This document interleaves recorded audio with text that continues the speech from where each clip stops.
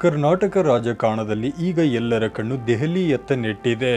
ಸಚಿವ ಸಂಪುಟ ವಿಸ್ತರಣೆಯ ಕಸರತ್ತು ಅಂತಿಮ ಹಂತಕ್ಕೆ ಬಂದಿದೆ. ಆದರೆ ಈ ನಡುವೆ ಕೇಳಿಬರುತ್ತಿರುವ ಒಂದು ಸ್ಫೋಟಕ ಸುದ್ದಿ ಇಡೀ ರಾಜ್ಯದ ಗಮನ ಸೆಳೆಯುತ್ತಿದೆ. ಹೌದು, ರಾಜಕೀಯದಲ್ಲಿ ಯಾರೂ ಶಾಶ್ವತ ಶತ್ರುಗಳೂ ಅಲ್ಲ, ಮಿತ್ರರೂ ಅಲ್ಲ ಅನ್ನೋ ಮಾತಿಗೆ ಈಗ ಸಾಕ್ಷಿ ಸಿಕ್ಕಂತಿದೆ. ಒಂದು ಕಾಲದಲ್ಲಿ ಸಿದ್ದರಾಮಯ್ಯನವರ ನೆರಳಿನಂತೆ ಇದ್ದವರು, ಸಿದ್ದರಾಮಯ್ಯನವರ ಪಟ್ಟಾ ಶಿಷ್ಯ ಅಂತಲೇ ಕರೆಸಿಕೊಂಡವರು ಈಗ ಸಿದ್ದರಾಮಯ್ಯನವರ ಕೆಂಗಣ್ಣಿಗೆ ಗುರಿಯಾಗಿದ್ದಾರೆ. ಅವರೇ ಜಮೀರ್ ಅಹಮದ್ ಖಾನ್. ದೆಹಲಿಯ ಅಂಗಳದಲ್ಲಿ ಸಿದ್ದರಾಮಯ್ಯನವರು ಹೈಕಮಾಂಡ್ ಮುಂದೆ ಒಂದು ಹಠ ಹಿಡಿದು ಕುಳಿತಿದ್ದಾರೆ. ಅದೇನಪ್ಪಾ ಅಂದ್ರೆ, ಯಾರನ್ನಾದ್ರೂ ಮಂತ್ರಿ ಮಾಡಿ, ಆದರೆ ಜಮೀರ್ಗೆ ಮಾತ್ರ ಸ್ಥಾನ ಕೊಡಬೇಡಿ. ಈ ಮಾತು ಕೇಳಿ ಹೈಕಮಾಂಡ್ ನಾಯಕರೇ ದಂಗಾಗಿದ್ದಾರಂತೆ. ಅಸಲಿಗೆ ಸಿದ್ದರಾಮಯ್ಯನವರು ತಮ್ಮ ಆಪ್ತ ಶಿಷ್ಯನ ವಿರುದ್ಧವೇ ಹೀಗೆ ತಿರುಗಿ ಬಿದ್ದಿದ್ದೇಕೆ? ಜಮೀರ್ ಅಹಮದ್ ಖಾನ್ ಸಚಿವ ಸಂಪುಟದಿಂದ ಹೊರಬೀಳುವ ಲಕ್ಷಣಗಳು ಕಾಣಿಸುತ್ತಿವೆಯೇ? ಇವತ್ತಿನ ಈ ವಿಶೇಷ ವರದಿಯಲ್ಲಿ ನಾವು ದೆಹಲಿಯ ಲೋಕಭವನದಿಂದ ಹಿಡಿದು ಸಿದ್ದು ಪಾಳೆಯದ ಒಳಗಿನ ಇಂಚಿಂಚು ಮಾಹಿತಿಯನ್ನು ನಿಮ್ಮ ಮುಂದೆ ತೆರೆದಿಡ್ತೀವಿ. ಮಿಸ್ ಮಾಡದೆ ವಿಡಿಯೋವನ್ನು ಕೊನೆಯವರೆಗೂ ನೋಡಿ. ಯಾರನ್ನಾದರೂ ಮಂತ್ರಿ ಮಾಡಿ, ಜಮೀರ್ ಮಾತ್ರ ಬೇಡ. ವೀಕ್ಷಕರೇ, ಸದ್ಯದ ರಾಜಕೀಯ ಅಖಾಡದಲ್ಲಿ ಕೇಳಿ ಬರುತ್ತಿರುವ ಅತಿ ದೊಡ್ಡ ಸುದ್ದಿ ಎಂದರೆ ಸಿದ್ದರಾಮಯ್ಯನವರು ಜಮೀರ್ ಅಹಮದ್ ಖಾನ್ಗೆ ಮಂತ್ರಿಗಿರಿ ತಪ್ಪಿಸಲು ಪಣ ತೊಟ್ಟಿದ್ದಾರೆ ಎನ್ನುವುದು.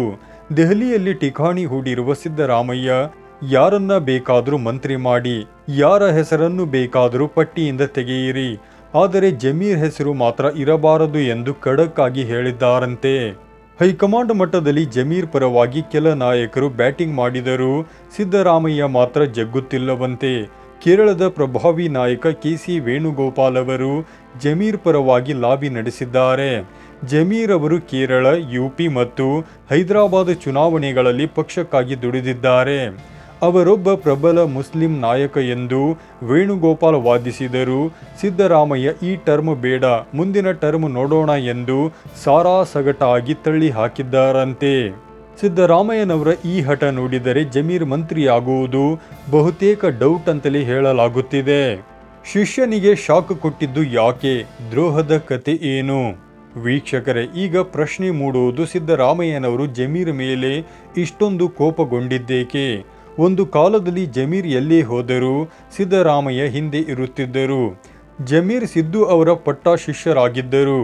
ಆದರೆ ಜಮೀರ್ ಅಹಮದ್ ಸಿದ್ದರಾಮಯ್ಯನವರಿಗೆ ದ್ರೋಹ ಮಾಡಿದ್ದಾರೆ ಅನ್ನೋದು ಸದ್ಯದ ಗಂಭೀರ ಆರೋಪ. ಮುಖ್ಯವಾಗಿ ಎರಡು ಕಾರಣಗಳು ಇಲ್ಲಿ ಕಾಣಿಸುತ್ತಿವೆ. ಮೊದಲನೆಯದು ದಾವಣಗೆರೆ ಬೈ ಎಲೆಕ್ಷನ್ ಅಕ್ರಮ ಅಥವಾ ಪಕ್ಷ ವಿರೋಧಿ ಚಟುವಟಿಕೆ.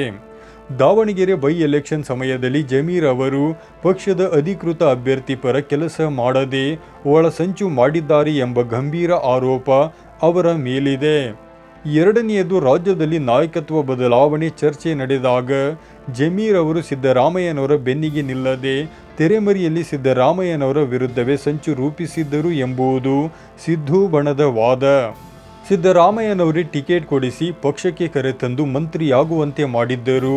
ಸಂಕಷ್ಟದ ಸಮಯದಲ್ಲಿ ಶಿಷ್ಯ ದ್ರೋಹ ಮಾಡಿದ್ದಾನೆ ಎಂಬ ನೋವು ಸಿದ್ದರಾಮಯ್ಯನವರನ್ನ ಈಗಲೂ ಕಾಡುತ್ತಿದೆಯಂತೆ. ಕುರ್ಚಿ ಯುದ್ಧದಲ್ಲಿ ಸೋತರು, ಸಂಪುಟದಲ್ಲಿ ಗೆದ್ದ ಸಿದ್ದರಾಮಯ್ಯ. ವೀಕ್ಷಕರೇ, ಇನ್ನೊಂದು ಆಶ್ಚರ್ಯಕರ ವಿಷಯ ಅಂದರೆ ಸಿದ್ದರಾಮಯ್ಯನವರು ಕುರ್ಚಿ ಯುದ್ಧದಲ್ಲಿ ಅಂದರೆ ಮುಖ್ಯಮಂತ್ರಿ ಸ್ಥಾನಕ್ಕಾಗಿ ನಡೆದ ಹೋರಾಟದಲ್ಲಿ ಸೋತಿರಬಹುದು. ಆದರೆ ಸಚಿವ ಸಂಪುಟ ರಚನೆಯಲ್ಲಿ ಅವರು ಮಗದೊಮ್ಮೆ ಸುಲ್ತಾನ್ ಎಂದು ಸಾಬೀತುಪಡಿಸಿದ್ದಾರೆ.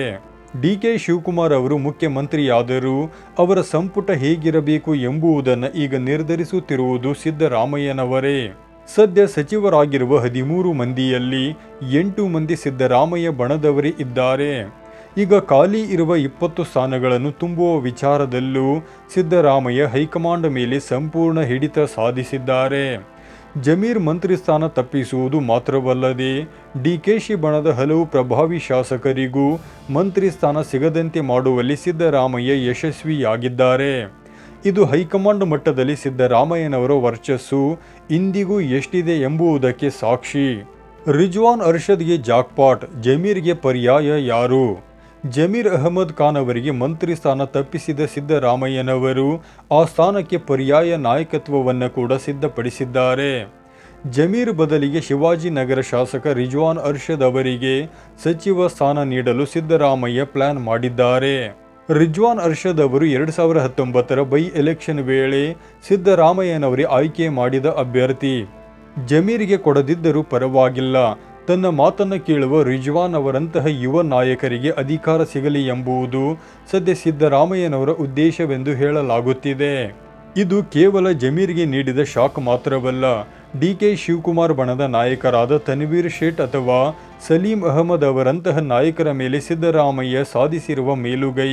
ಒಟ್ಟಾರೆಯಾಗಿ ಹೇಳೋದಾದರೆ ಕರ್ನಾಟಕ ಕಾಂಗ್ರೆಸ್ನಲ್ಲಿ ಈಗ ಸಿದ್ದರಾಮಯ್ಯನವರೇ ಸುಪ್ರೀಂ ಎಂಬುದು ಮಗದೊಮ್ಮೆ ಸಾಬೀತಾಗಿದೆ. ಜಮೀರ್ ಅಹಮದ್ ಖಾನ್ ಎಷ್ಟೇ ಕ್ಷಮೆ ಕೇಳಿದರೂ, ಲಾಬಿ ನಡೆಸಿದರೂ ಟಗರು ಮಾತ್ರ ಶಾಂತವಾಗುತ್ತಿಲ್ಲ.